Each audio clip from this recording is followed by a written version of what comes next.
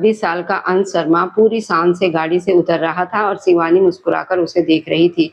पूरे 6 साल का इंतजार किया था उसे देखने का और आज आखिरकार वह वापस आ गया था। वह इन 6 सालों में बहुत बदल चुका था। पहले से कहीं ज्यादा आकर्षक और आत्मविश्वासी हो गया था। उसकी शख्सियत में एक अलग ही निखार आ गया था।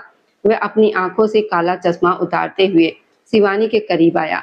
शिवानी बेताबी से उसकी तरफ बढ़ी। कैसी हो? अंश ने मुस्कुराकर पूछा। तुम्हारे सामने हूँ, शिवानी ने मुस्कुराकर जवाब दिया। वैसे तो वह उसे तस्वीरों में देखती रहती थी, मगर आज वह सचमुच उसके सामने खड़ा था। अंश से उसके फोन पर बात कभी कभी कई महीनों बाद होती थी और वह बातचीत उसे अजीब सी दूरी का एहसास कराती थी। मगर अब वह उसके सामने खड़ा था, उसके लिए विदेश से एक सफल बिजनेसमैन बनकर वापस आया था। पहले से बहुत ज्यादा सुंदर हो गई हो यार, अंश उसके करीब आते हुए बोला। प्यार से उसका गाल सहला चुका था और शिवानी गुप्ता उसकी इतनी सी तारीफ पर बस बेहोश होने की कगार पर थी। वह खुलकर मुस्कुराई थी। मैं सुबह से तुम्हारा इंतजार कर रही हूँ। तुम्हें पता है, आज मैंने तुम्हारी पसंद की सारी डिशें बनवाई है। वह उसके करीब आती हुई उसका हाथ पकड़ चुकी थी। अजय ठाकुर और उसके पिताजी तो अंदर जा चुके थे। अच्छा जी, चलो फिर खाकर बताऊंगा कि 6 साल के बाद घर का खाना क्या इतना ही स्वादिष्ट लगता है। वह उसके बाल सहलाते हुए अभी भी उसे प्यार से कह रहा था।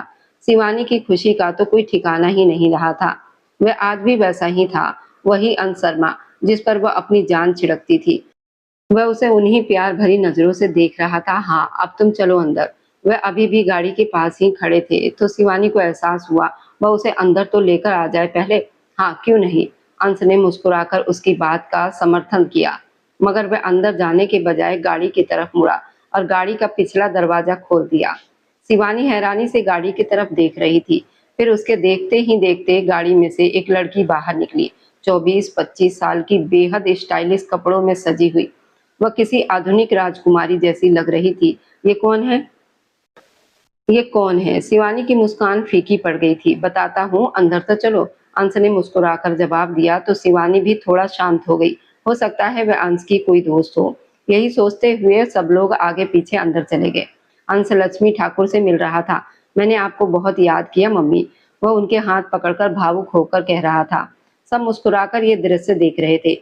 मोनिका ठाकुर भी उसके करीब आ गई थी। आप कैसी हैं आंटी? अंश उनके गले लगकर पूछ रहा था। मैं ठीक हूँ, तुम कैसे हो मेरे शेर?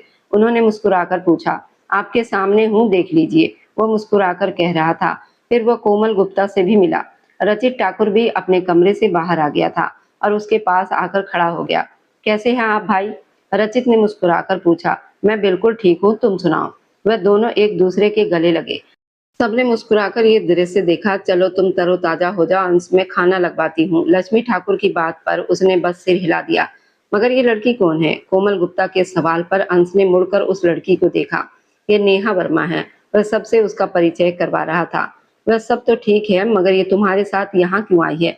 लक्ष्मी ठाकुर का अंश का अपने साथ एक लड़की को लाना बिल्कुल भी अच्छा नहीं लगा था।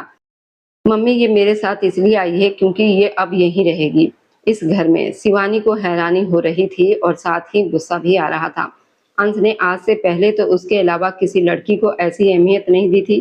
क्यों अंश, ये लड़की यहाँ क्यों रहेगी? इस बार सवाल शिवानी ने किया था। क्योंकि नेहा मेरी पत्नी है और इसलिए मेरे साथ मेरे घर में रहेगी ना। अंश के शब्द ऐसे थे जैसे किसी ने पिघलता हुआ शीशा उसके कानों में उड़ेल दिया हो और शिवानी अपनी जगह पत्थर की बन गई हो। उसकी आंखें हैरानी से पूरी खुल गई थी। वह फटी फटी नजरों से अंश को देखती जा रही थी। उसे ऐसा लगा जैसे किसी ने पूरे घर की इमारत उठाकर उसके सर पर दे मारी हो। ये क्या बकवास कर रहे हो अंश? सबसे पहले इस सदमे से लक्ष्मी ठाकुर बाहर आई थी। मम्मी, ये कोई बकवास नहीं है, मैं आपको सच्चाई बता रहा हूँ। मैंने 1 साल पहले नेहा से शादी कर ली थी, अपनी मर्जी से, किसी का कोई दबाव नहीं था। उसने बहुत शांति से सबके पैरों तले से जमीन खींच ली थी। तुम ऐसा कैसे कर सकते हो? क्या तुम पागल हो गए हो? शिवानी तुम्हारी मंगेतर है, तुम तो उससे शादी करने वाले थे। वो प्यार मोहब्बत के दावे कहाँ गए? कोमल गुप्ता का दिल जैसे बैठ गया था। दिशा शर्मा भी हैरानी से अपने भाई को देखती हुई ये सब समझने की कोशिश कर रही थी। शिवानी की आंखों से आंसू बहते हुए उसके गालों को भिगोने लगे। वह सोच भी नहीं सकती थी कि अंश उसे छोड़कर किसी और से शादी कर सकता है। दिशा ने उसके बाजू पर हाथ रखा तो शिवानी को होश आया। उसने दिशा का हाथ अपने बाजू से हटाया और अपने भारी कदमों से चलती हुई अंश के सामने आकर खड़ी हो गई। अंश, तुम तो मुझसे प्यार करते हो ना? कह दो कि ये सब मजाक है। तुम सबके साथ कोई मजाक कर रहे हो ना? वह नम आंखों में उम्मीद लिए उसे देखती हुई पूछ रही थी। तो अंश ने इनकार में सिर हिला दिया। तुम मुझे बहुत प्रिय हो शिवानी, मगर मैं अब 6 साल पहले वाला अंश नहीं रहा। मैं अब एक बड़ा बिजनेसमैन हूँ, करोड़ों का कारोबार है मेरा। अब मैं बड़े लोगों के साथ बिजनेस मीटिंग करता हूँ, और अब जिस दुनिया का मैं हिस्सा हूँ, वहां तुम मेरी पत्नी के रूप में कभी फिट नहीं बैठ सकती। तुमने खुद को देखा है? तुम बिना सिर ढके मेरे साथ किसी बड़े रेस्टोरेंट तक नहीं जा सकती, जबकि मुझे ऐसी पत्नी चाहिए जो मेरे साथ कदम से कदम मिलाकर चल सके, जो मेरी पत्नी की हैसियत से बिजनेस जगत के लोगों में उठ बैठ सके। तुम तो 4 अनजान लोगों के सामने घबरा जाती हो। मैं तुम्हें अपने साथ कहीं लेकर नहीं जा सकता, क्योंकि तुम्हारे और मेरे बीच में गाँव की पुरानी परंपराओं की ऐसी जंजीर है, जो तुम्हारे कदमों से लिपटी हुई है, और तुम उन्हें तोड़कर कभी मेरे साथ आगे नहीं बढ़ सकती। वह उसे सच्चाई नहीं बता रहा था, बल्कि ऐसा कठोर आईना दिखा रहा था। शिवानी अविश्वास से उसे देखती रह गई। वह कुछ भी कहने के काबिल नहीं रही। उसे तो अपने पैरों तले से जमीन खिसकती हुई महसूस हो रही थी। और जहां तक रही बात प्यार की, तो हाँ, मैंने तुमसे सच्चा प्यार किया है शिवानी, आज भी करता हूँ। मगर सिर्फ प्यार हो जाना शादी करने की वजह नहीं होती। शादी के लिए बहुत कुछ देखना पड़ता है। कुछ साल पहले मैं तुम्हें अपने भविष्य में अपनी पत्नी के रूप में देखता था, मगर वो बस मेरा बचपना का फैसला था। मुझे जैसी जीवन साथी और पत्नी चाहिए थी, उस हिसाब से नेहा बिल्कुल सही थी, इसलिए मैंने उसे शादी कर ली। इतनी अच्छी लड़की से सिर्फ शादी के बारे में सोचना ही समझदारी थी। वह इतना शांत था। शिवानी अविश्वास से उसे देखती रह गई। और उन वादों का क्या अंश जो तुमने 6 साल पहले मुझसे किए थे? वह कांपती आवाज में पूछ रही थी। मैंने कहा ना शिवानी, वो बस बचपना था। तुम मेरे साथ कभी भी एक अच्छी जिंदगी नहीं जी पाती, इसलिए मैं तुम्हें किसी तरह की कठिनाई में नहीं डालना चाहता था। शिवानी का दिल चाहा कि वह उसका मुंह नोच ले। ऐसी बेवफाई की उसने कभी कल्पना भी नहीं की थी। और मेरे 6 साल के इंतजार का क्या, जो 6 साल मैंने तुम्हारे नाम पर इस घर में बिताए? तुम्हारे अलावा किसी और के बारे में सोचा तक नहीं। उन सब का क्या?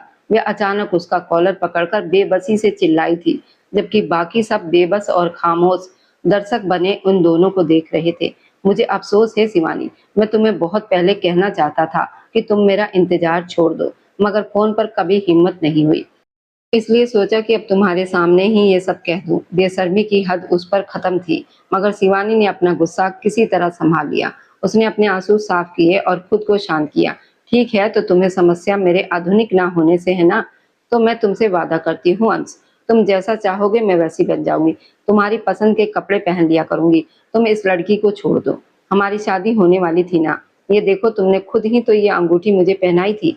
मैं इन 6 सालों में एक पल के लिए भी इस अंगूठी को खुद से दूर नहीं कर पाई। मैं तुमसे जुड़ी हुई हूँ ना, तुम इसे छोड़ दो अभी के अभी। कुछ नहीं बिगड़ा है। मैं इस बात को भूल जाऊंगी कि तुमने कभी किसी और से शादी भी की थी। हम तो एक दूसरे से प्यार करते हैं ना? वो बेबसी से विनती कर रही थी। अंश ने उसे कंधों से थाम लिया। शिवानी, अब ये संभव नहीं। तुम्हें समझना ही चाहिए, मैं अब बहुत आगे बढ़ चुका हूँ, और अब मैं नेहा वर्मा को किसी भी हाल में नहीं छोड़ सकता। मगर शिवानी इनकार से सिर हिलाए जा रही थी। क्यों? क्यों नहीं छोड़ सकते तुम इसे? तुम इसके लिए मुझे छोड़ सकते हो? मैं तुम्हारा बचपन का प्यार हूँ अंश। शिवानी एक बार फिर चीखी, लेकिन अंश ने उसकी बात बीच में ही काट दी, क्योंकि ये माँ बनने वाली है। अंश की आवाज ने पूरे बैठक कक्ष में सन्नाटा फैला दिया और शिवानी के हाथ कांप उठे। हम माता पिता बनने वाले हैं, अब ये संभव नहीं है। मैं अपनी शादीशुदा जिंदगी में बहुत आगे बढ़ चुका हूँ। उसका एक एक शब्द शिवानी के कानों में तेज धार वाले हथियार की तरह उतर रहा था। लेकिन अब शिवानी की सहन शक्ति जवाब दे चुकी थी। उसका हाथ उठा और अगले ही पल एक जोरदार थप्पड़ अंश के गाल पर पड़ा। शिवानी, पहली बार अजय ठाकुर की आवाज पूरे बैठक कक्ष में गूंजी। अंश का गाल पर हाथ रखे अविश्वास से शिवानी को देखता रह गया। नहीं अंकल जी, आज नहीं, आज आप हमारे बीच नहीं बोलेंगे। वह सख्ती से उन्हें बता रही थी। शायद ये अनुरोध था, मगर वहां मौजूद कोई भी ये समझ नहीं पाया। हाँ, उसके स्वर में गहरा गुस्सा और दर्द जरूर था। मुझे 6 साल यहाँ इंतजार में बिठाकर तुम वहाँ किसी दूसरे शहर में दूसरी शादी कर चुके थे। मैं यहाँ पागलों की तरह तुम्हारा इंतजार करती रही। वाह अंशर्मा वाह, मेरी वफादारी के साथ कितना बड़ा धोखा किया तुमने। वह पागलों की तरह हंसते हुए दोनों हाथों से ताली बजाने लगी। बहुत आगे बढ़ गए हो ना तुम? तो ठीक है, मैं शिवानी गुप्ता तुमसे ये वादा करती हूँ, 1 हफ्ते के अंदर मैं तुम्हारी आंखों के सामने किसी और से शादी करूंगी। और ये तुम्हारे नाम की अंगूठी। उसने अपनी उंगली की तरफ इशारा किया और फिर वह अंगूठी उतारकर पूरी ताकत से अंश के सीने पर दे मारी। अंगूठी उसके सीने से टकराकर नीचे फर्श पर गिर गई। मैंने तुमसे हमेशा सच्चा साथ निभाया, तुम्हारे हर वादे पर भरोसा किया, मगर जैसे ही तुम्हें बाहर की दुनिया मिली तुम बदल गए। मगर मैं नहीं बदली, लेकिन मैं अब एक धोखेबाज आदमी के साथ कोई रिश्ता नहीं रखूंगी। और तुमने मुझे किस वजह से छोड़ा? सिर्फ इसलिए कि मैं अनजान पुरुषों के सामने सज धज कर नहीं जाती, सबसे दूरी बनाकर रखती हूँ। तुम्हें तो खुश होना चाहिए था। शिवानी में संस्कार है, मर्यादा है, मगर तुमने मुझे मेरी उन्हीं खूबियों की वजह से छोड़ दिया। तो जाओ अंश, मैं तुमसे वादा करती हूँ कि ऐसे इंसान से शादी करूंगी जो गर्व से दुनिया को बताएगा ये शिवानी गुप्ता उसकी पत्नी है। और तुम उस दिन अपने इस फैसले पर पछताओगे। तुम मेरे पास वापस आओगे जब तुम्हें मेरी कीमत समझ में आ जाएगी, मगर उस दिन तुम्हें शिवानी नहीं मिलेगी, सिर्फ ठुकराया जाना मिलेगा, जैसे आज मुझे मिला है। तुमने आज मेरे ऊपर किसी और को चुना है, तो मैं भी आज से तुम्हें अपने दिल से हमेशा के लिए निकाल फेंकती हूँ। वह सख्ती से एक एक शब्द बोल रही थी और धीरे धीरे पीछे हटती जा रही थी। फिर वह रुकी नहीं, बिना रुके भागी और सीढ़ियां चढ़कर ऊपर चली गई। नीचे बैठक कक्ष में अजीब सा सन्नाटा छा गया। अब अंश झुककर वह अंगूठी उठा रहा था। मुझे तुमसे बात करनी है कोमल। मोनिका ठाकुर की आवाज ने इस खामोशी को तोड़ा था। कोमल गुप्ता ने बस सिर हिलाया और वे दोनों भी कमरे की तरफ चली गई। रचित ठाकुर बस अफसोस से अंश को देखता रह गया। कोई चाह कर भी इस सच पर विश्वास नहीं कर सकता था कि अंश शर्मा शिवानी गुप्ता के अलावा किसी और के बारे में सोच भी सकता है। वह तो बचपन से उससे प्यार करता था और आज वह किसी दूसरी लड़की को अपनी पत्नी बनाकर घर ले आया था। ये झटका सचमुच बहुत बड़ा था। तुमने तो पूरे परिवार में मुझे शर्मिंदा कर दिया अंश। लक्ष्मी ठाकुर ने दर्द भरे स्वर में शिकायत की। मुझे जो सही लगा मैंने वही किया मम्मी। अब आप मेरी पत्नी को इस हालत में यहीं खड़ा रखेंगी या उसे खाना भी पूछेंगी? अंश का स्वर अब सख्त हो गया था। पहले वाली वह नरमी शायद केवल शिवानी के लिए थी। बस आप कुछ नहीं कहेंगे इसे? लक्ष्मी ठाकुर ने हैरानी से अजय ठाकुर की तरफ देखा। अब मैं क्या कहूँ उसे? ऐसी औलाद को घर से तो निकाल नहीं सकता। अब जब शादी कर ली है तो उसकी पत्नी को दिल से स्वीकार कर लो। अजय ठाकुर ने बहस को वहीं समाप्त कर दिया। मगर शिवानी का दिल टूटा हुआ था और लक्ष्मी ठाकुर को उसकी बहुत चिंता हो रही थी। उन्होंने कभी शिवानी के अलावा किसी और को अपनी बहू बनाने के बारे में सोचा ही नहीं था। तुम लोग जाकर कपड़े बदल लो, मैं खाना लगवाती हूँ। वह फिलहाल इस बहस को खत्म करती हुई रसोई की तरफ चली गई, जबकि इस पूरे समय नेहा वर्मा की बिल्कुल चुप्पी रही। शायद अंश ने पहले ही उसे चुप रहने के लिए कहा था। अब वह उसका हाथ पकड़कर सीढ़ियां चढ़ता हुआ ऊपर जा रहा था। उसने तुम पर हाथ कैसे उठा दिया और तुमने उसे जवाब में कुछ भी नहीं कहा, क्यों? नेहा गुस्से में अंश से पूछ रही थी। उसका गुस्सा जायज है, चिंता मत करो, कुछ दिनों में वह ठीक हो जाएगी। वह बहुत अच्छी लड़की है, तुम यहाँ रहोगी तो उसे जान जाओगी। वह नेहा को समझाते हुए अब अपने कमरे में पहुंच चुका था। पीछे बैठक कक्ष खाली रह गया था, मगर वहां अभी भी ताजा टूटे हुए विश्वास और प्यार की पीड़ा महसूस की जा सकती थी। अब बात करते हैं इस घर की। ये उत्तर प्रदेश के एक सुंदर गांव में स्थित ठाकुर परिवार की विशाल हवेली थी, जहां के प्रधान मुकुल ठाकुर थे। मुकुल ठाकुर इस गांव के प्रधान थे और उनका एक जिगरी दोस्त था। उनका घर हवेली के सामने ही था। उनके दो बेटे थे, अजय ठाकुर और दीपक गुप्ता। मुकुल ठाकुर की पत्नी मोनिका ठाकुर थी। उनके दो बेटे थे, बड़ा बेटा 29 वर्षीय रचित ठाकुर, छोटा 24 वर्षीय विनय ठाकुर। कुछ साल पहले मुकुल ठाकुर का निधन हो चुका था और उनके जाने के बाद अब रचित ठाकुर ही गांव का प्रधान था। इसके साथ साथ उसने कानूनी पढ़ाई भी की हुई थी। जबकि अजय ठाकुर की पत्नी लक्ष्मी ठाकुर थी। उनके भी दो बच्चे थे, बड़ा बेटा 26 वर्षीय अंश शर्मा और छोटी 23 वर्षीय दिशा शर्मा। उधर पड़ोसी दीपक गुप्ता थे, जिनकी पत्नी कोमल गुप्ता थी और उनकी एक ही बेटी थी, 22 वर्षीय शिवानी गुप्ता। सबसे छोटी होने की वजह से वो पूरे घर की लाडली थी। अंश और उसकी दोस्ती कब प्यार में बदल गई ये वह खुद भी नहीं समझ सकी थी और अंश ने भी पूरे परिवार को उनके रिश्ते के लिए मना लिया था। बाहर जाने से पहले वह शिवानी को अपनी मंगेतर बनाकर गया था, मगर शिवानी कहाँ जानती थी वापस आने के बाद वह उसका वही अंश नहीं रहेगा। हवेली पर रात का अंधेरा फैल चुका था। दोपहर से किसी ने भी ठीक से खाना नहीं खाया था। सब शिवानी के लिए परेशान थे। वह इस समय छत पर खड़ी थी। मौसम भी काफी खराब हो चुका था और अब तेज बारिश होने लगी थी। उसकी सुंदर साड़ी पूरी तरह भीग चुकी थी, मगर उसे उसकी कोई परवाह नहीं थी। उसने कितने सपने देखे थे कि आज अंश आएगा और उसकी जिंदगी के पिछले 6 सालों की सारी कमी पूरी हो जाएगी। मगर वह आया तो उसके पैरों तले से जमीन ही खिसका गया। वह अपनी सोचों में डूबी हुई बारिश में भीग रही थी। छत का दरवाजा खुला मगर उसे इसका भी एहसास नहीं हुआ। अब तो बारिश के पानी ने उसके आंसुओं को भी छिपा लिया था। किसी के कदम धीरे धीरे चलते हुए उसके करीब आए। शिवानी, किसी ने धीरे से उसे पुकारा। इस पुकार में केवल अपनापन और स्नेह था। शिवानी का घायल दिल एक बार फिर दर्द से भर उठा। उसने धीरे से अपना चेहरा मोड़ा और पीछे देखा। वह उससे लंबा था और शिवानी गुप्ता का उसका चेहरा देखने के लिए सिर उठाना पड़ा। वह भी उसके करीब आने की वजह से बारिश में भीगने लगा था। उसकी आंखों में शिवानी के लिए अतः चिंता थी। शिवानी उसके और करीब आई और रचित ठाकुर के कुछ समझने से पहले ही उसके सीने से लगकर जोर जोर से रोने लगी। इस समय उसे किसी अपने के सहारे की जरूरत थी, ऐसे अपने की जो उसके दिल का हाल बहुत अच्छी तरह जानता हो और फिर उसके आंसुओं को दुनिया से छिपा ले। और इस समय इस हवेली में वह इंसान रचित ठाकुर के अलावा कोई नहीं हो सकता था। रचित पहले तो उसके इस तरह अचानक अपने सीने से लग जाने पर स्तब्ध रह गया। फिर जब उसे उसकी हालत का अंदाजा हुआ तो उसका दिल पिघल गया। उसने धीरे से अपनी शॉल उसके सिर और कंधों पर डाल दी, जैसे उसे दुनिया की नजरों से बचाना चाहता हो।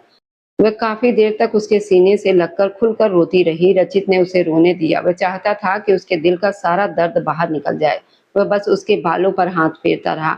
उसने मेरे साथ ऐसा क्यों किया रचित साहब? आप तो मेरे प्यार के गवाह है ना। आपको पता है ना कि मैंने कभी उसके साथ बेवफाई नहीं की। फिर उसने मेरे साथ ऐसा क्यों किया? वह उसकी कमीज मुट्ठी में पकड़े रोते हुए पूछ रही थी। रचित को उसकी हालत देखकर बहुत दुख हुआ। बस शिवानी, आप शांत हो जाओ। तुम्हारे रोने से अंश शर्मा की बेवफाई मिट नहीं जाएगी। और हाँ, उसने बहुत गलत किया है, ये हम सब जानते हैं, मगर तुम्हारे इस तरह टूट जाने से हम सबको तकलीफ होती है। आंटी तुम्हारे लिए बहुत परेशान है। तुम तो इस हवेली की सबसे बहादुर बेटी हो। और वह आगे बढ़ गया। उसने तुम्हारे प्यार को ठुकरा दिया है, तो अब तुम भी अपना वादा निभाओ। उसे दिखा दो किसी लड़की का आधुनिक होना ही अच्छी पत्नी होने का परिणाम नहीं होता। रचित ने धीरे से उसका चेहरा अपने सीने से लगा लिया। उसके आंसू अपने हाथों से साफ किए और दोनों हाथों में उसका चेहरा थामकर उसे समझाया। शिवानी ने बस सिर हिला दिया। फिर उसे अपनी हालत का एहसास हुआ तो वह जल्दी से रचित से दूर हो गई और शॉल को अपने कंधों पर ठीक से लपेट लिया। मुझे माफ कर दीजिए, मैं बस। शर्म से उसका दिल चाहा कि जमीन फट जाए और वह उसी में समा जाए। वह आज तक कभी रचित से इतनी खुलकर नहीं मिली थी। उसने तो कभी 2 पल से ज्यादा उसे देखा भी नहीं था और आज वह सीधे उसके सीने से लग गई थी। कोई बात नहीं, तुम्हें माफी मांगने की जरूरत नहीं। मुझे अच्छा लगा तुमने मुझे इतना अपना समझा कि मेरे सामने खुलकर रो सकी। रचित ने उसे नरमी से सहज किया। मुझे तुमसे एक जरूरी बात करनी थी। अब रचित गंभीर हो गया। बारिश भी अब रुक चुकी थी। शिवानी सवाल भरी नजरों से उसे देख रही थी। इससे पहले कि वो कुछ कहता, छत का दरवाजा एक बार फिर खुला। इस बार वहां मोनिका ठाकुर और कोमल गुप्ता खड़ी थी। शिवानी, उसने मुड़कर उन्हें देखा। वे दोनों उसके पास आ गए। अच्छा हुआ तुम दोनों यहीं मिल गए।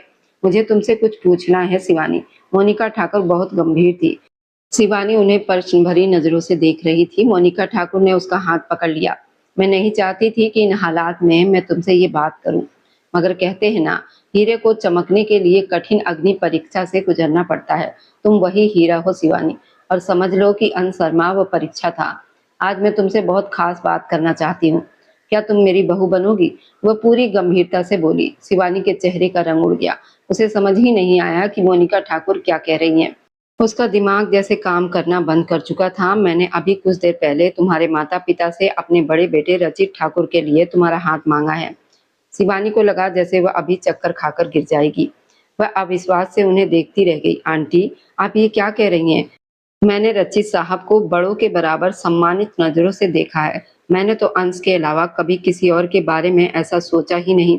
उसने दुख भरे स्वर में कहा। मैं जानती हूँ शिवानी, अगर तुम्हारी कभी अंश से सगाई ना हुई होती तो मैं बहुत पहले ही तुम्हारा रिश्ता रचित के लिए मांग लेती, मगर तुम दोनों एक दूसरे से प्यार करते थे, इसलिए मैंने हमेशा तुम्हारी खुशी चाही। मगर अब अंश की इस हरकत के बाद मैं तुम्हें अपनी बहू बनाना चाहती हूँ।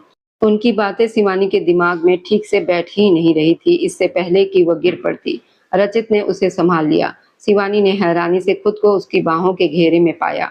तुम चाहती हो ना कि अंश को अपनी गलती का पछतावा हो, उसे एहसास हो कि उसने तुम्हें छोड़कर एक दूसरी लड़की को चुनकर कितनी बड़ी गलती की है। तो इसके लिए तुम्हें इस हवेली की बहू बनना होगा। तुम्हें उसके सामने रहकर उसे भी ऊंचा स्थान हासिल करना होगा। बेटी, उसने तुम्हें ठुकराकर सिर्फ तुम्हारा ही नहीं, बल्कि इस घर की महिलाओं के संस्कारों का भी अपमान किया है। अब उसे बताने का समय है कि तुम क्या कर सकती हो। रचित की पत्नी बनने के बाद तुम इस घर की बड़ी बहू बन जाओगी, और इस घर में बड़ी बहू की क्या इज्जत और जिम्मेदारी होती है, ये मुझे तुम्हें बताने की ज़रूरत नहीं है। अपने बाद ये ज़िम्मेदारी तुम्हें सौंपना चाहती हूँ, और तुमने जो अंश से 1 हफ्ते के अंदर शादी करने का वादा किया था ना, वह भी पूरा हो जाएगा। ज़रा सोचो, तुम्हें जो सम्मान चाहिए था वह अंश तुम्हें नहीं दे सका, मगर रचित ज़रूर देगा, ये मेरा वादा है। तुम सोचने के लिए समय ले सकती हो, और जहाँ तक रचित ठाकुर जैसे रिश्ते की बात है, शादी के बाद सब बदल जाता है, नज़र भी, सोच भी और प्रेम भी। जो पुरुष तुमसे प्यार करने का वादा करे मगर तुम्हें सम्मान ना दे सके, उसके प्यार का कोई मूल्य नहीं। मगर जो पुरुष तुम्हें सम्मान दे, उसे अपने आप लगाव हो जाता है। मैं तो ऐसे पुरुष को पुरुष ही नहीं मानती, जो किसी स्त्री का सम्मान न कर सके। मोनिका ठाकुर की बात पर शिवानी ने अविश्वास से रचित को देखा, जिसकी आंखों में उसके लिए गहरा अपनापन और भरोसा था। यानी वह इस रिश्ते की बात यहाँ आने से पहले ही जानता था, और शायद वह भी उससे यही बात करने वाला था। आपकी आंटी बिल्कुल सही कह रही हैं। उन्होंने बहुत अच्छा फैसला लिया है, और आज हवेली में जो कुछ हुआ उसके बाद तो मैंने भी सोचा था कि तुम्हारी शादी किसी इतने अच्छे इंसान से हो सकती है। मगर रचित अंश से 100 गुना बेहतर है। कम से कम उसे सफलता का घमंड तो नहीं हुआ। तुम्हारे पिताजी भी बहुत खुश हैं और राजी हैं, लेकिन आखिरी फैसला तुम्हारा ही होगा। हम तुम पर कोई दबाव नहीं डालना चाहते। तुम दोनों चाहो तो इस बारे में आपस में बात कर सकते हो। कोमल गुप्ता उसका हाथ सहलाते हुए उसे हिम्मत देती हुई मोनिका ठाकुर के साथ छत से बाहर चली गई, जबकि शिवानी अब भी अविश्वास से रचित को ही देख रही थी। कहीं न कहीं मोनिका ठाकुर सही कह रही थी। जब जब वो गिरी थी, उसे संभालने के लिए कभी अंश नहीं आया था। उसे संभालने के लिए हर बार रचित उसके पास मौजूद रहा था। ये सब क्या कहकर गई हैं, और आप इसके लिए कैसे तैयार हो गए? वह अविश्वास से पूछ रही थी। रचित के होठों पर हल्की मुस्कान आ गई। मुझे जैसी संस्कारी और मर्यादित पत्नी अपने जीवन में चाहिए, तुम उन सभी गुणों पर खरी उतर रही हो, और किसी अच्छी लड़की से शादी करने के लिए उसके पिता से उसका हाथ मांगना कोई गलत बात तो नहीं। रचित पूरी तरह शांत था। मैं किसी और से प्यार करती हूँ, ये जानने के बाद भी आप मुझे अपनी पत्नी बनाना चाहते हैं? वह अब भी हैरान थी। हाँ, मैं सब जानता हूँ, मगर ये भी जानता हूँ कि जिस शिवानी गुप्ता को मैं जानता हूँ, वह जितनी स्वाभिमानी है, वह कभी भी किसी धोखे देने वाले इंसान पर अपनी भावनाएं व्यर्थ नहीं करेगी। खासकर किसी दूसरी लड़की के पति से प्यार तो कभी नहीं करेगी। रचित ठाकुर ने उसे ऐसा जवाब दिया कि शिवानी गुप्ता के पास कोई उत्तर नहीं बचा था। हाँ, क्योंकि वह बिल्कुल सही कह रहा था। मगर मैंने इतने साल किसी और से प्यार किया, ये जानने के बाद भी आप मुझसे शादी करना चाहते हैं? इस बार शिवानी ने एक और तर्क दिया। एक बार फिर रचित खुलकर मुस्कुराया। जानता हूँ, मगर अतीत किसका नहीं होता। असली पुरुष वही होता है जो किसी स्त्री का अतीत जानने के बाद भी उसे सम्मान के साथ अपनाए। और तुम्हें मुझसे बेहतर कोई नहीं जानता शिवानी। वह अब भी उतना ही शांत था। अब तो शिवानी के सारे शब्द ही खत्म हो गए थे। वह इतना शांत और सहज क्यों था? बस यही बात शिवानी को समझ नहीं आ रही थी। वैसे भी वो बहुत अच्छे चरित्र का इंसान था। हमेशा दिशा शर्मा और शिवानी के साथ बहुत सम्मान से पेश आता था। कभी दोनों के तरफ गलत नज़र से नहीं देखता था, और ये सिर्फ इसलिए नहीं था कि वह पड़ोस की बेटियां थी या फिर वह रचित की इज्जत किया करती थी। वह गांव की बाकी लड़कियों और महिलाओं से भी इसी सम्मान के साथ बात करता था। इसी वजह से तो सब उसके प्रधान बनने पर खुश थे। गांव में शांति और सुख केवल रचित ठाकुर की वजह से ही तो था। मैं सोचने के लिए थोड़ा समय ले सकती हूँ, कुछ सोचते हुए शिवानी ने लंबे समय से चली आ रही खामोशी तोड़ी। हाँ, क्यों नहीं? तुम्हारा जो भी फैसला होगा मुझे मंजूर होगा। बस ये याद रखना कि तुम्हारे हर फैसले में तुम्हारे पीछे एक प्रधान रचित ठाकुर खड़ा मिलेगा। वह नरमी से उसे भरोसा दिला रहा था, और शिवानी का दिल भर आया। रचित एक आखिरी नजर उस पर डालकर अब छत से बाहर चला गया। शिवानी ने गहरी सांस ली और अपने आंसू साफ करती हुई वो भी छत से बाहर निकल गई। उसका मुंह अपने कमरे की तरफ था, तभी अचानक उसके सामने अंश शर्मा आ गया। शिवानी के कदम रुके। अब तक मुझसे नाराज हो? वह उसी पुराने तनाव से पूछ रहा था। अब तुम ये सवाल पूछने का अधिकार खो चुके हो अंश। शिवानी ने सख्ती से जवाब दिया। शिवानी, मैं जानता हूँ मैंने तुम्हारा दिल दुखाया है। मैं तुमसे प्यार करता था, आज भी करता हूँ, मगर अब प्यार के साथ साथ मुझे समझ भी आ गई है तुम मेरे साथ सिर्फ परेशान रहती, इसलिए हमारा एक ना होना ही बेहतर था। शिवानी के होठों पर कड़वी मुस्कान आ गई। वाह अंश शर्मा, वाह! अब अपनी बेवफाई का दोष भी तुम इसी तरह मेरे ऊपर डालोगे? और ये फैसला तुमने कैसे कर लिया कि मैं खुश रहती या नहीं? मगर अब हमारे बीच सब कुछ खत्म हो चुका है, तो तुम मुझसे बात ही क्यों कर रहे हो? जाओ अपनी पत्नी के पास, तुम्हारी पत्नी और होने वाले बच्चे को तुम्हारी ज़रूरत होगी ना। शिवानी की आंखों में गुस्से की चिंगारियां साफ दिखाई दे रही थी। नेहा वर्मा बहुत अच्छी लड़की है, तुम उसके साथ हवेली में रहोगी तो तुम्हें भी ये समझ आ जाएगा। अब शिवानी का धोरे जवाब देने लगा था। इससे पहले कि वह कुछ कहती, अंश की अगली बात ने उसे रोक दिया। वैसे तुम्हारा और रचित ठाकुर का विवाह होना एक अच्छा फैसला है। शिवानी अविश्वास से उसे देखती रह गई। तुम्हें कैसे पता? उसके मुंह से अनायास निकल गया। अभी नीचे आंटी और माँ बात कर रही थी तो मेरे कानों में बात पड़ गई। रचित भाई कितने अच्छे इंसान हैं, ये तो हम सब जानते हैं। सच कहूँ तो तुम्हें ऐसे ही इंसान की जरूरत है जो तुम्हें समझ सके, तुम्हें सम्मान दे। इस हिसाब से रचित भाई बिल्कुल सही है। बिल्कुल तुम दोनों साथ में खुश रहोगे, वह भी तुम्हारी तरह का इंसान है। अंश की आखिरी बात पर शिवानी की आंखों में गुस्से का सैलाब उमड़ पड़ा। वह कहना क्या चाहता था? क्या इस दुनिया में इसके लिए और कोई पुरुष नहीं था? मगर शिवानी को इस बात पर यकीन ही नहीं हो रहा था। ये वही इंसान था जो कभी उसके मुंह से किसी दूसरे पुरुष का नाम तक सुनना पसंद नहीं करता था, और आज वही उसे अपने ही बड़े भाई से शादी करने की सलाह दे रहा था। इससे ज्यादा बेशरम आदमी उसने अपनी पूरी जिंदगी में नहीं देखा था। तुम ठीक कह रहे हो। तुम्हें याद है अंश, तुमने जाने से पहले मुझसे कहा था कि तुम मुझे कभी निराश नहीं करोगे, मगर आज तुमने मुझे बहुत बुरी तरह निराश किया है। आज तुम मेरी नजरों से पुरुष कहलाने के लायक भी नहीं बचे। असली पुरुष तुम्हारे जैसे नहीं होते। तुम सिर्फ एक स्वार्थी इंसान हो। तुम्हें पुरुष कहना भी पुरुषों का अपमान होगा। और हाँ, तुम्हें मेरी शादी की बहुत चिंता है ना। मुझे जब जिससे शादी करनी होगी मैं कर लूंगी। और अब तो मैं रचित ठाकुर से ही शादी करूंगी, क्योंकि वह इस गांव के प्रधान है। उनके सामने तुम्हारा बिजनेस बहुत छोटा है। पहली बार था कि उसके मुंह से रचित के लिए साहब शब्द नहीं निकला। वह कब रचित साहब से सीधे रचित ठाकुर कह गई, उसे खुद भी पता नहीं चला। और प्रधान से शादी करने के मुझे बहुत फायदे मिलने वाले हैं। अब तुम देखते जाओ, तुम्हें ये साड़ी पहनने वाली महिला दिखाएगी। व्यापार करना और लोगों के दिलों पर राज करना दो बिल्कुल अलग बातें हैं। और आधुनिक ना होना किसी स्त्री को बुरी पत्नी नहीं बनाता। मेरी शादी के बाद जरूर मिठाई खाना और अपनी नेहा वर्मा को भी खिलाना। इससे बच्चा भी स्वस्थ रहेगा। वह उसके ऊपर एक एक शब्द को व्यंग करती हुई तेजी से अपने कमरे की तरफ बढ़ गई। पीछे खड़े अंश के चेहरे का रंग उड़ गया था। उसकी इतनी बेइज्जती आज तक किसी ने नहीं की थी जितनी आज शिवानी ने कर दी थी। और वह ये सब सह गया क्योंकि वह चाह कर भी शिवानी पर गुस्सा नहीं कर सकता था। हाँ, वह शिवानी से शादी नहीं करने वाला था, क्योंकि उसके हिसाब से उसे शादी करने का विचार सिर्फ बचपन की भावना थी।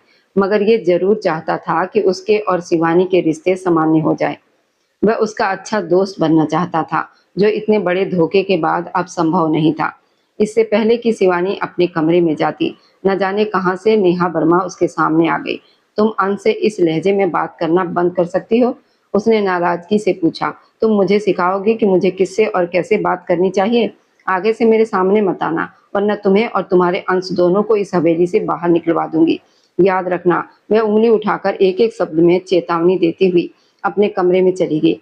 ये 6 सालों का हिसाब था। वो शायद नेहा से बात भी ना करती, मगर अब उसकी पत्नी उसके पक्ष में भूलने चली आई थी। बाकी सब तो 4 दिनों में अंश की गलती माफ कर देंगे, उसकी पत्नी को भी स्वीकार कर लेंगे। उन्हें कितना समय लगेगा, लेकिन अगर ये सबसे बड़ा नुकसान किसी का हुआ था तो वह शिवानी का था। उसके 6 साल बर्बाद हुए थे। उसे धोखा मिला था, उसके विश्वास को तोड़ा गया था, उसके साथ छल किया गया था। वह चाह कर भी इस प्यार के दर्द से इतनी जल्दी बाहर नहीं निकल सकी थी। मगर अब बैठकर रोने का समय नहीं था। ये समय था समझदारी से फैसला लेने का। और अब समय था अपना वादा पूरा करने का, अपना सम्मान वापस पाने का, और ये साबित करने का कि संस्कारों वाली एक महिला किसी भी दिखावे वाली महिला से कहीं अधिक मजबूत हो सकती है। वैसे भी वह अंश को उसके फैसले पर पछताने के लिए मजबूर करना चाहती थी।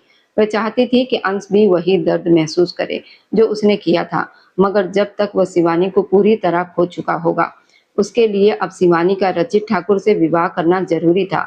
वह अच्छी तरह सोच चुकी थी कि अब उसे क्या करना है। उसे बस अब सुबह होने का इंतजार था। यकीनन अगली सुबह हवेली वालों के लिए बहुत बड़े झटके लेकर आने वाली थी। हवेली में अगली सुबह की शुरुआत हो चुकी थी।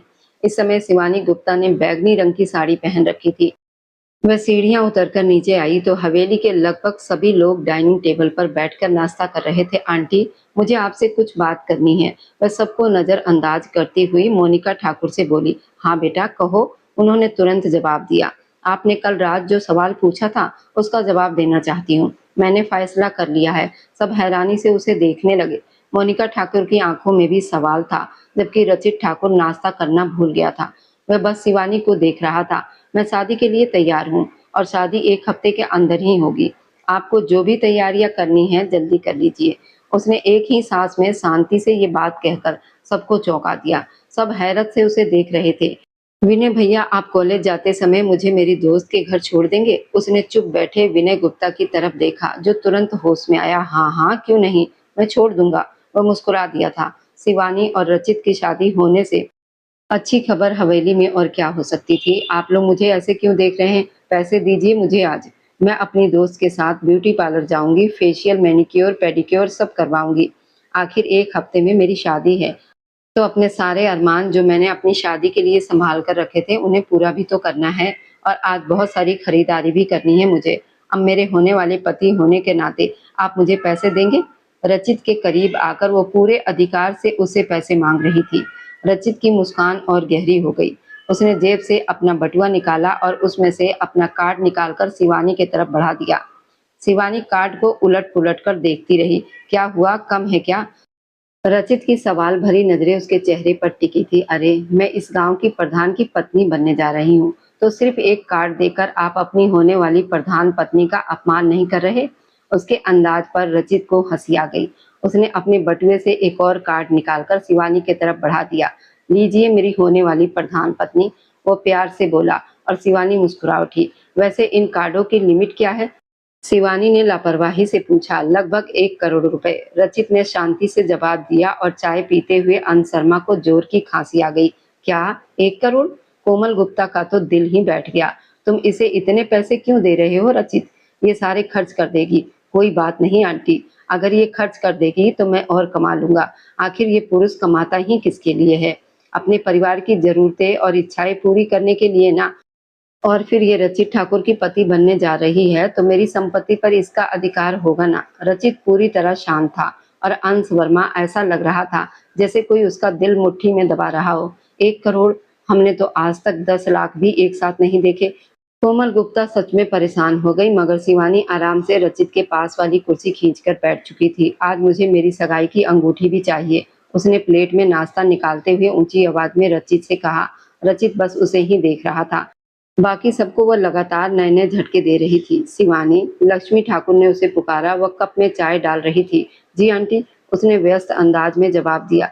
क्या तुम मुझसे नाराज हो? उन्होंने चिंता से पूछा। शिवानी ने हैरानी से उनकी तरफ देखा, फिर सिर हिलाने लगी। नहीं तो मैं आपसे क्यों नाराज हो जाऊंगी? जो कुछ भी हुआ उसमें आपका और इस घर के किसी भी सदस्य का कोई दोष नहीं है। मैं किसी से भी नाराज नहीं हूँ। आप मेरी तरफ से बिल्कुल निश्चिंत रहे। वह मुस्कुराकर उन्हें सुकून दे गई। लक्ष्मी ठाकुर को कुछ राहत मिली। दिशा शर्मा ने भी मुस्कुराकर उसे देखा, तो शिवानी ने उसके हाथ पर हाथ रख दिया।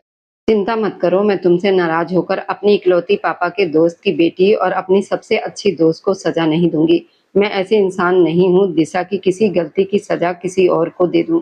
इसलिए निश्चित रहो और खुले दिल से अपनी इस पुरानी भाभी को भी स्वीकार करो और अपनी इस नई भाभी को भी। उसने पहले नेहा वर्मा की तरफ इशारा किया, फिर अपनी तरफ। नाश्ते के नाम पर उसने सिर्फ चाय पी थी। जब विनय कॉलेज जाने के लिए तैयार हुआ, तो उसने शिवानी को आवाज दी। चलो शिवानी। हाँ, मैं बस अपनी साड़ी का पल्लू ठीक करके और अपना बैग लेकर आती हूँ। वह टेबल से उठी, ऊपर अपने कमरे में चली गई। कुछ देर के बाद वह वापस आई, विनय के साथ हवेली से बाहर निकल गई। सब उसके इतने सामान्य व्यवहार से राहत महसूस कर रहे थे, मगर अंश को उसका ये अंदाज बिल्कुल समझ नहीं आ रहा था।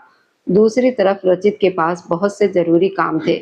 उसे आज एक मुकदमे के सिलसिले में अदालत जाना था, क्योंकि वह गांव का प्रधान होने के साथ साथ शहर का एक बेहद काबिल वकील भी था। उसके पूरे करियर में रिकॉर्ड था कि उसने आज तक कोई मुकदमा नहीं हारा था। धीरे धीरे सब लोग डाइनिंग टेबल से उठकर अपने रोजमर्रा के कामों में लग गए। तभी नेहा वर्मा ने अंश का हाथ हिलाया। तुम्हारे भाई ने तुम्हारी इस पुरानी प्रेमिका को सिर्फ खरीदारी के लिए 1 करोड़ रुपए दिए हैं, लेकिन तुमने मुझे कभी 10 लाख से ज्यादा नहीं दिए। उसने तुरंत शिकायत की। अंश ने अविश्वास से उसे देखा।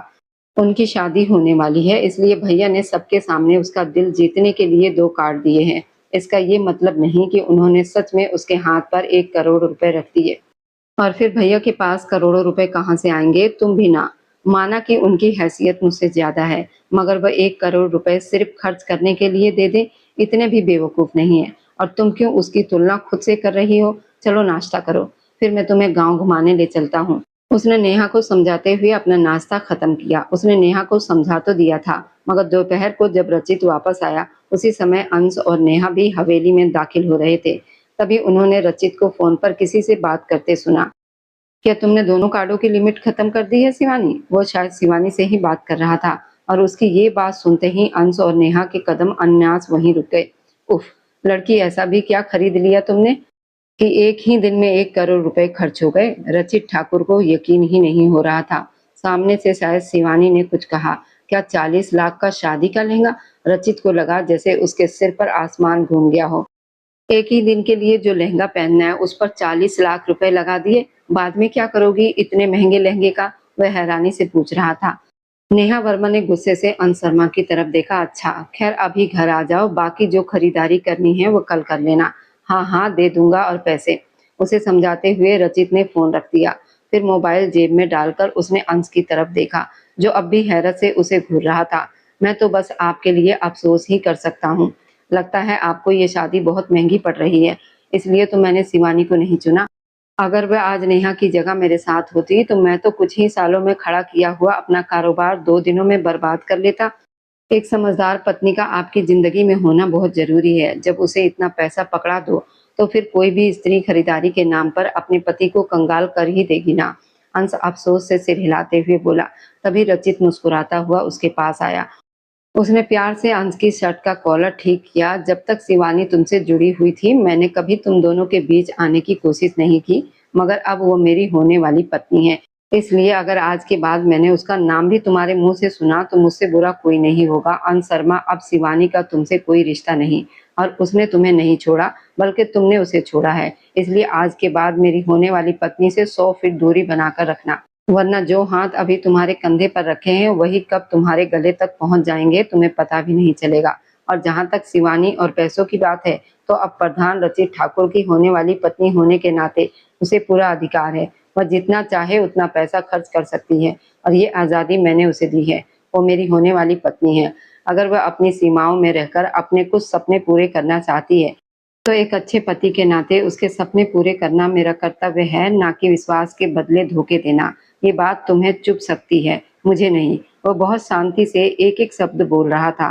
फिर उसने अंश के गाल पर हल्की थपकी दी, मगर उसकी आंखों में ऐसी चेतावनी थी जिसे अंश साफ महसूस कर सकता था। और आखिरी बात, मेरी होने वाली पत्नी का सम्मान क्या है ये तुम्हें कभी नहीं भूलना चाहिए। ये कहकर वह हवेली के अंदर चला गया। अंश अपनी इतनी बड़ी बेइज्जती पर अंदर ही अंदर जलता रह गया। अभी शिवानी की खूबसूरती का नया जादू चला है, इसलिए इसकी जुबान बोल रही है।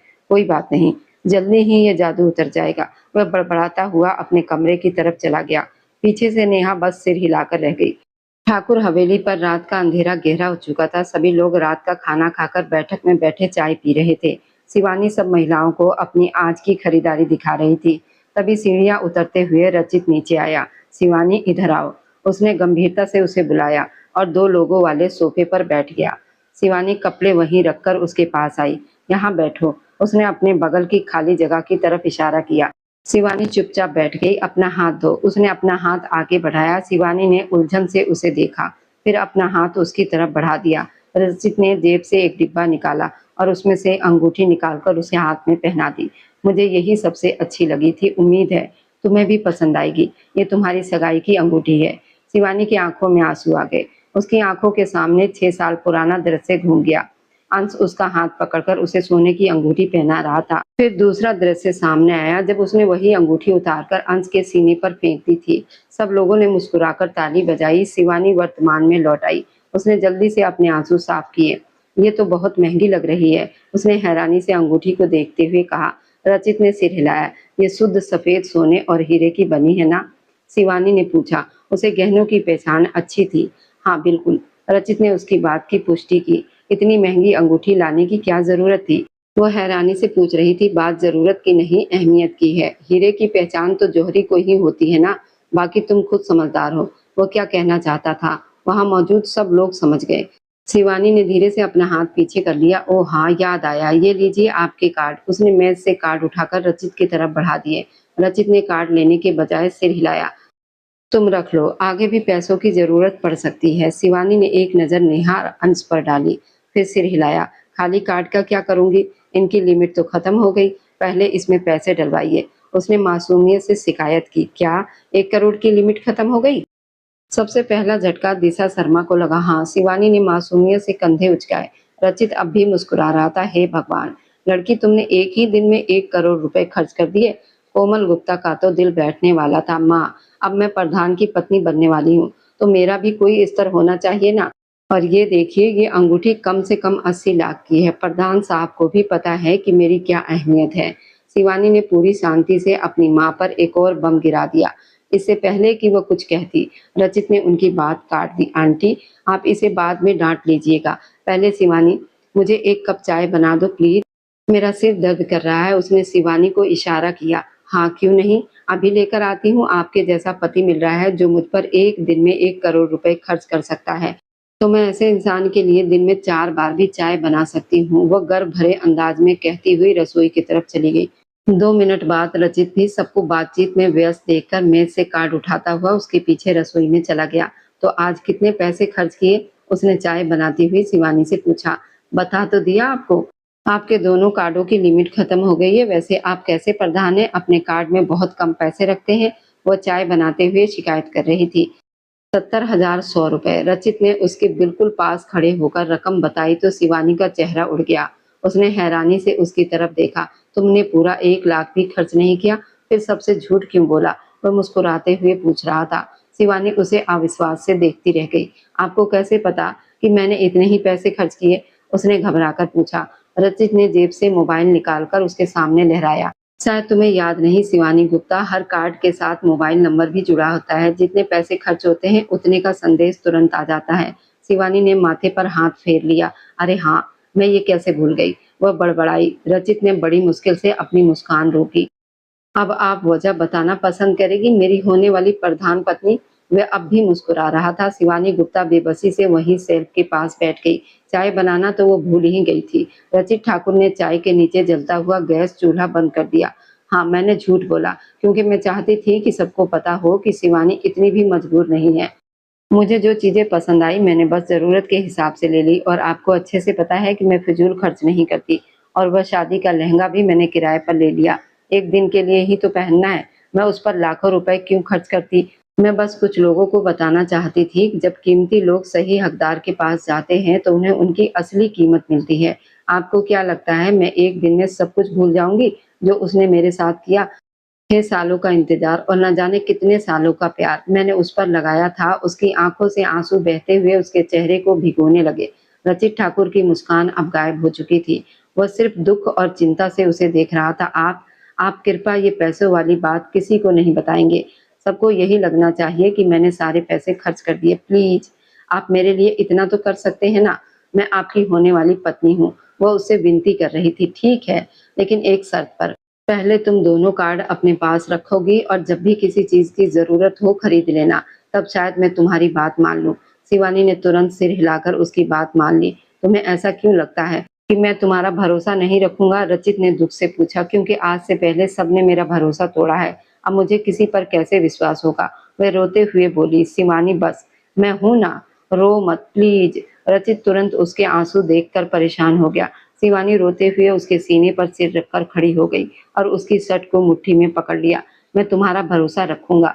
एक बार दूसरों पर विश्वास किया है ना, तो एक बार मुझ पर भी करके देख लो। रचित ने उसके बाल सहलाते हुए उसे भरोसा दिलाया। तभी अचानक अंश शर्मा रसोई में आ गया।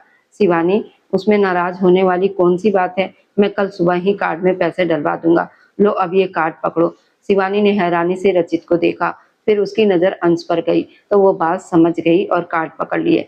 Good girl. रचित ने उसके गाल पर हल्की थपकी दी, उसके बालों को प्यार से सहलाया ताकि अंश ये सब देख सके। अब उससे ज्यादा अंश बर्दाश्त नहीं कर पाया। रसोई में भी तुम लोग शुरू हो गए? वह उनके पास आता हुआ बोला और जग से गिलास में पानी भरने लगा। वो मेरी मंगेतर है, मैं किसी और की मंगेतर के साथ समय नहीं बिता रहा। रचित ने उसी अंदाज में जवाब दिया। अभी सिर्फ मंगेतर है, पत्नी नहीं बनी। अंश ने गुस्से दबाते हुए बात की। पत्नी बनने में अब कितना समय लगेगा? बस 7 फेरे और मैं तुम्हारी तरह 6 साल के बाद मुकर नहीं जाऊंगा, रचित ने शांत स्वर में जवाब दिया। अंश कुछ और कहना चाहता था कि शिवानी ने रचित का ध्यान अपनी तरफ कर लिया। रचित, उसने पहली बार उसका नाम इतने अपनापन से लिया था। रचित ने चौंक कर उसे देखा। अभी आप मुझसे माफी मांग रहे थे ना, तो फिर बेकार की बहस में क्यों पड़ गए? अगर सच में माफी चाहिए तो मेरे लिए एक बड़ा चीज पिज्जा मंगवा दीजिए, शायद तब मैं आपको माफ कर दूं। वह अपने बाल झटकते हुए रसोई से बाहर निकल गई। ठीक है मेरी होने वाली पत्नी जी, अभी पिज्जा आ जाएगा। रचित मुस्कुराते हुए मोबाइल निकालकर उसके पीछे बाहर चला गया। पीछे गुस्से में अंश ने गिलास जमीन पर दे मारा। रचित, जिसने आज तक शिवानी को कभी गलत नजरों से नहीं देखा था, अब उसी शिवानी के करीब आ रहा था। ये देखकर अंश का खून जल रहा था, लेकिन वह कुछ नहीं कर सकता था, क्योंकि शिवानी से शादी करने का फैसला उसी का था।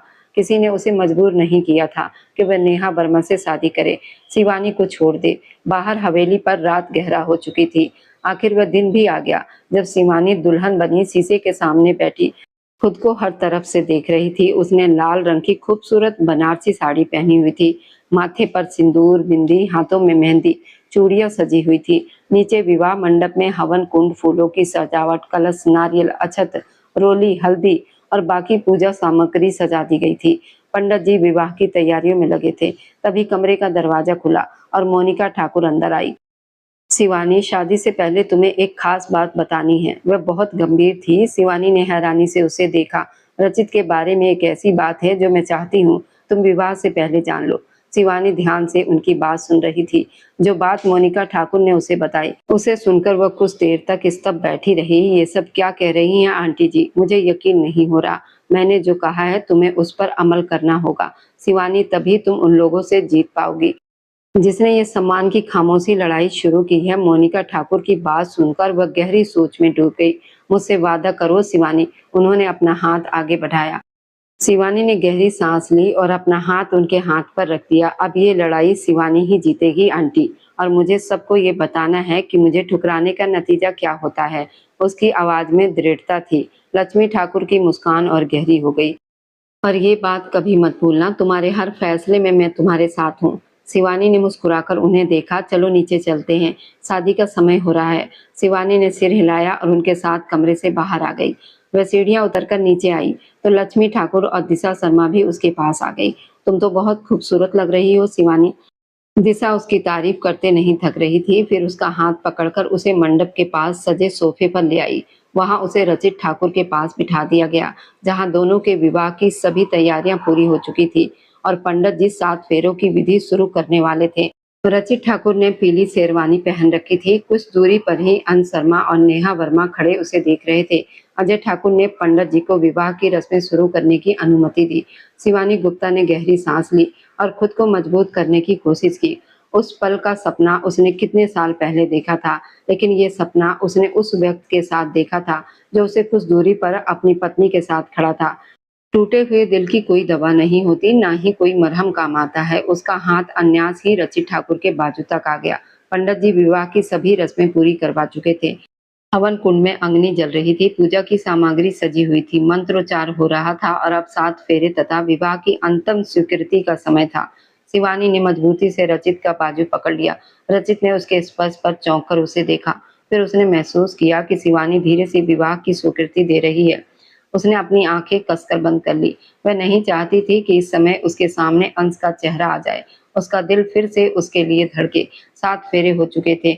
मांग में सिंदूर भर दिया गया और मंगलसूत्र पहनाया जा चुका था। जैसे ही विवाह की अंतिम रस्म पूरी हुई, रचित ने धीरे से उसके हाथ पर अपना हाथ रखकर उसे सहलाया। अब उनका विवाह पूर्ण हो चुका था। बेटा, यहाँ हस्ताक्षर कर दो। अंकल की आवाज पर उसने आंखें खोली और कांपता हुआ हाथ उठाया। विवाह के दस्तावेज उसके सामने रखे जा चुके थे। हवेली में उसके चारों ओर लोग मौजूद थे। मेहमान उसे देख रहे थे, लेकिन उसके हाथ कांप रहे थे और उसे हस्ताक्षर करने में परेशानी हो रही थी। रचित ने धीरे से उसका हाथ थाम लिया। शिवानी ने चौंक कर उसे देखा। वह उसके हाथ पर हल्का सहारा देते हुए हस्ताक्षर करवाने में मदद कर रहा था। शिवानी ने हस्ताक्षर किए और कागज वापस उनकी तरफ बढ़ा दिए। कुछ देर वह वहीं रचित के पास बैठी रही। फिर मोनिका ठाकुर और दिशा शर्मा के कहने पर वह उनके साथ रचित के कमरे में चली गई। आज से उसकी नई जिंदगी का एक नया अध्याय शुरू होने वाला था। आज उसकी जिंदगी का वो दिन था जिसका सपना हर लड़की देखती है, लेकिन ये सपना इस तरह पूरा होगा उसने कभी नहीं सोचा था। रात का अंधेरा हवेली पर उतर चुका था। वह बिस्तर के सिरहाने सिर रखकर बैठी थी और काफी देर से रचित के आने का इंतजार कर रही थी। दूसरी तरफ उसके मन में बार बार मोनिका ठाकुर की कई बातें गूंज रही थी। तभी कमरे का दरवाजा खुला। रचित अंदर आया। दरवाजा बंद होने की आवाज पर शिवानी अपनी सोचों से बाहर आई। रचित उसके पास आकर बिस्तर पर बैठ गया। शिवानी का दिल एक पल के लिए धड़कना भूल गया। रचित उसका हाथ पकड़ चुका था। आधिकारिक रूप से मेरी पत्नी बनने की बहुत बहुत बधाई, मिसेज रचित ठाकुर। उसकी बात सुनकर शिवानी हल्के से मुस्कुरा दी। मेरी मुंह दिखाई। उसने मुस्कुराते हुए अपना हाथ आगे बढ़ाया। रचित ने साइड टेबल की दराज खोली, वहां से एक ज्वेलरी बॉक्स निकाला और उसे खोलकर एक सुंदर पेंडल बाहर निकाला। शिवानी ने देखा, उस पेंडल पर दो अक्षर बने हुए थे, एक सौ शिवानी के लिए और एक र रचित के लिए। वह हैरानी से उस पेंडल को देखती रही। क्या मैं इसे पहनाऊं? रचित ने अनुमति मांगी। शिवानी ने सहमति में सिर हिला दिया। रचित उसके करीब आया और उसके गले में वह पेंडल पहनाने लगा।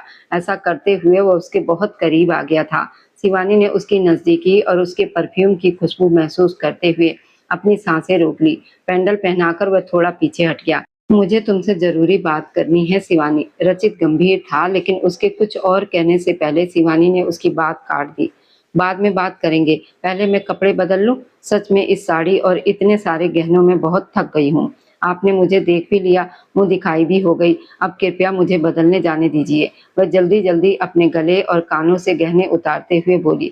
रचित ने उसकी फुर्ती देखकर मुस्कान दबा ली। ठीक है, जाओ बदल लो। उसने मुस्कुराकर अनुमति दे दी। शिवानी ने राहत की सांस ली और जल्दी से अपनी रात की पोशाक अलमारी से निकालकर स्नान घर में चली गई। उसके जाने के बाद रचित ने हल्के से सिर हिलाया और बिस्तर से उठकर अपनी शेरवानी से बटन खोलने लगा।